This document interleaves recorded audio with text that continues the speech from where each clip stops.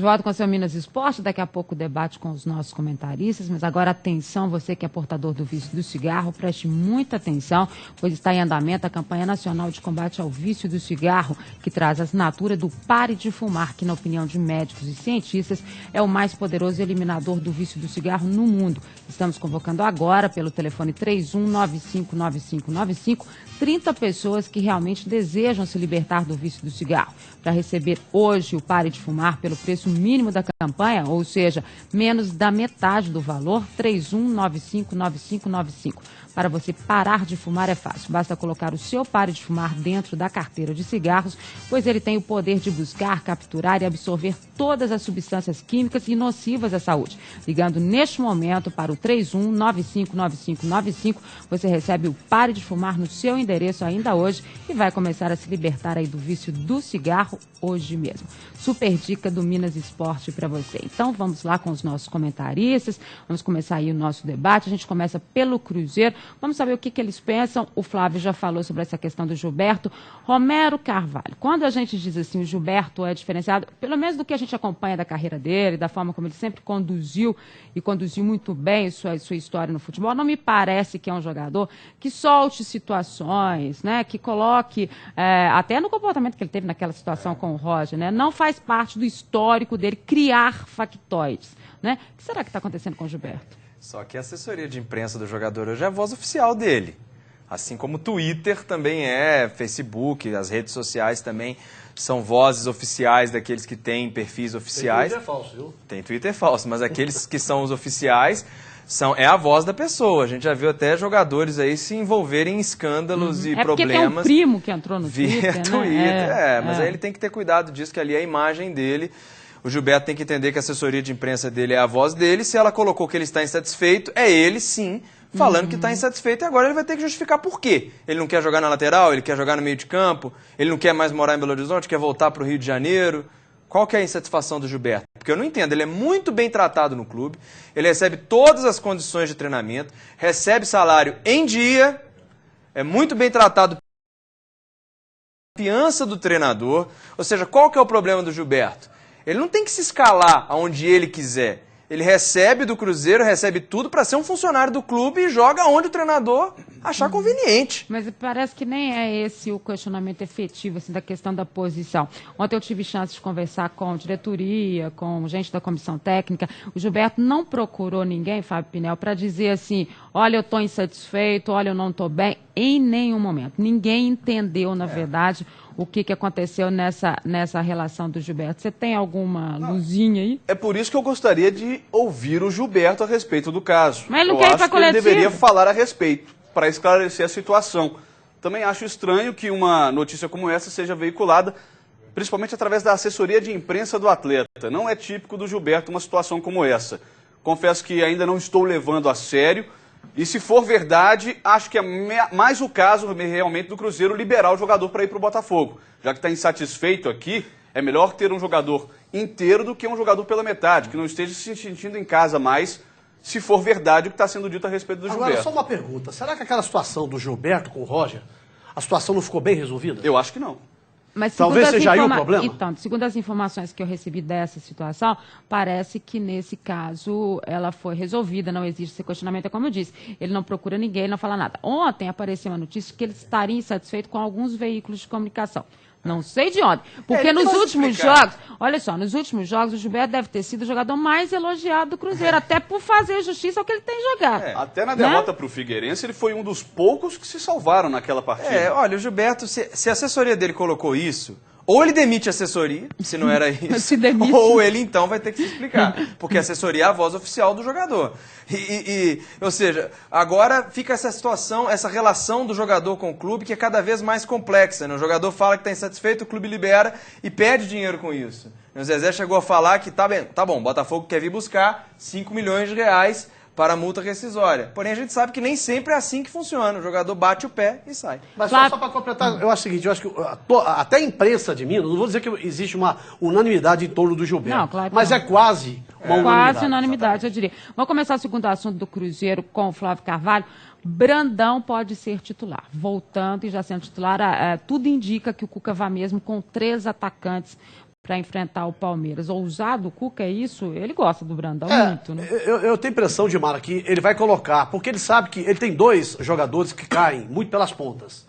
O caso do Alisson, por exemplo, no jogo Figueirense, o Alisson ainda tem aquela função de voltar para marcar ainda. Que é o que deve acontecer, ele vai ficar um pouquinho mais atrás. Então eu tenho a impressão que ele deve colocar o Alisson nessa posição, fazendo a função que faz hoje, o Thiago Ribeiro e o Brandão como o enfiado ali. E aí ele vai ter que resolver o problema do meio campo. Como é que ele joga? Ele joga com o Henrique, o Marquinhos Paraná e o Montijo, porque ele vai ter que tirar alguém dali, certo? Ele vai ter que tirar, ou ele vai ter que tirar o Marquinhos Paraná para colocar o Fabrício, que o Fabrício vai ser titular desse time, né? O Henrique, a gente não sabe se talvez possa estar vendido também, que tem muita gente que fala, e aí, ele já está arrumando uma posição ali. Agora, aí fica essa dúvida, como é que ele vai armar o time do Cruzeiro? E eu gostaria, sim, de ver um time num 4-3-3, jogando os 3, é claro que o Alisson volta para marcar, né? E aí fica o problema para ele resolver quem ele vai tirar do sistema de meio campo do Cruzeiro. Mas o Brandão tem essa moral toda para chegar para ser titular, né? A gente só viu um jogo dele contra o Once Caldas, né? Depois só um jogo e que não foi muito bom. E que ele não foi bem. Eu acho que o Brandão gols, né, naquele jogo. Teve boas oportunidades, né? Não pode reclamar disso. A bola chegou para ele. Acho que com 3 atacantes ele tem potencial, aliás, ele tem oportunidade de mostrar mais um pouco do seu futebol. No meio de campo, creio que sairia o Marquinhos Paraná e entraria até o Fabrício. E sairia também o Roger. Então seria Fabrício, Henrique e o Montijo. Além do Alisson, Thiago Ribeiro e o Brandão na frente. Mas aí ele pode manter o Marquinhos na direita como ele tem jogado. Ou isso. Mas que tem jogado mal.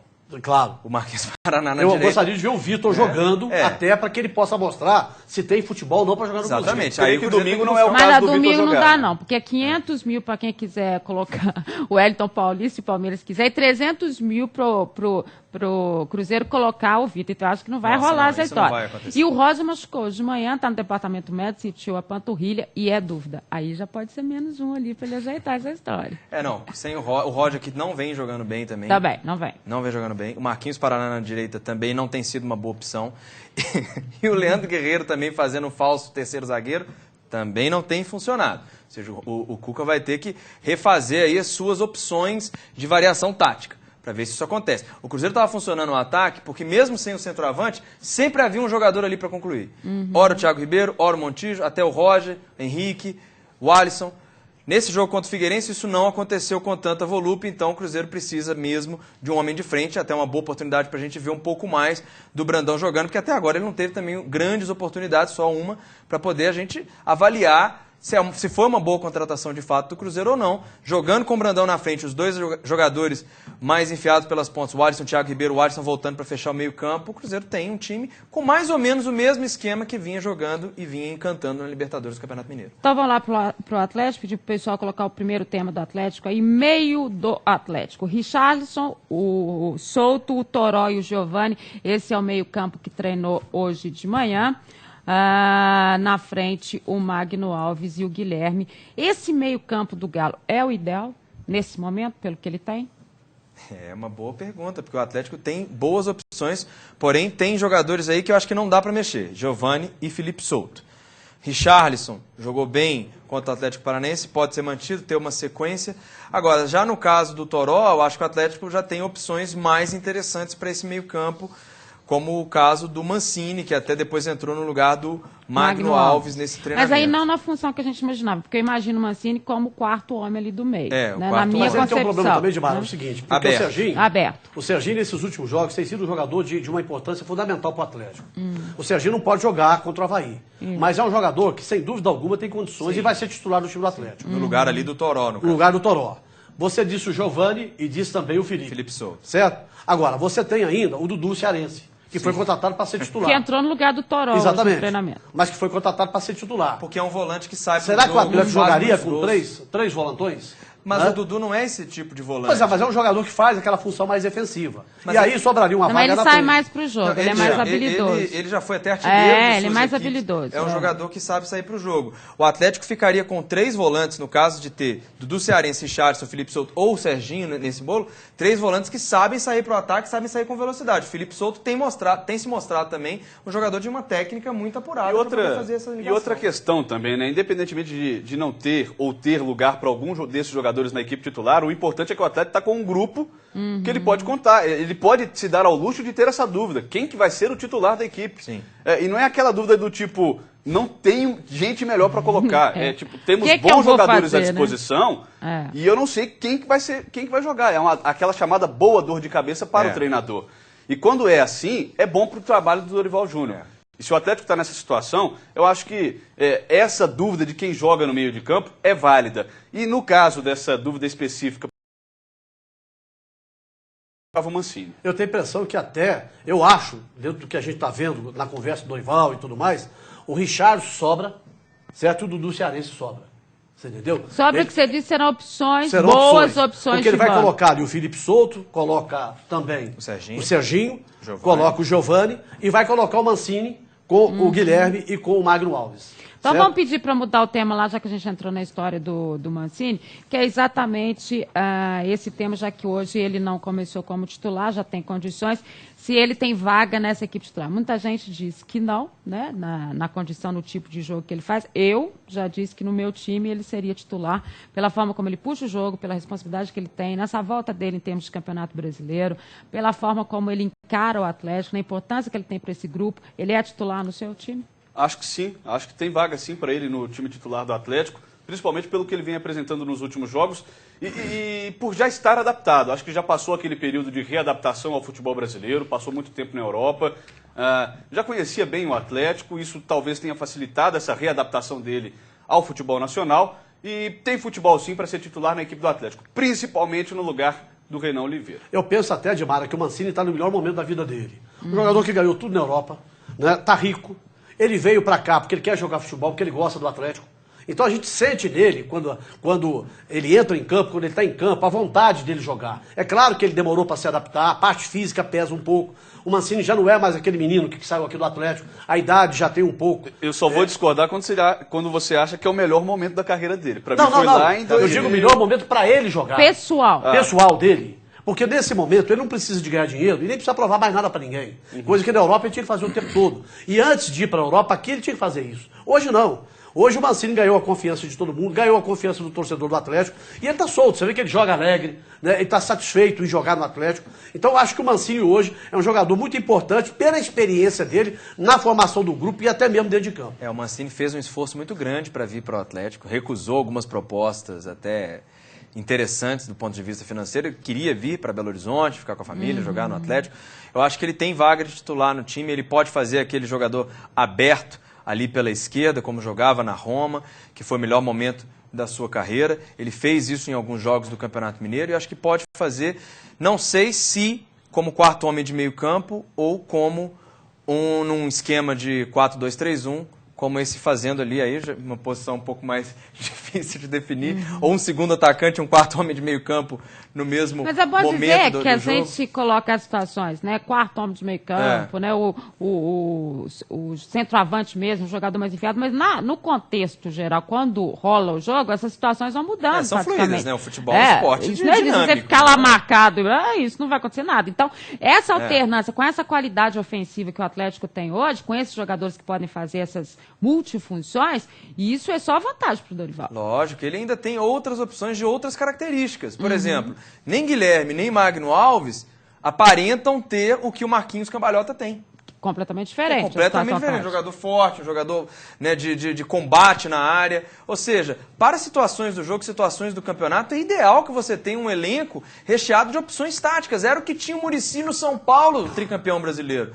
O São Paulo mudava a cara da partida com o jogador porque o Muricy tinha no banco quem fizesse várias funções diferentes.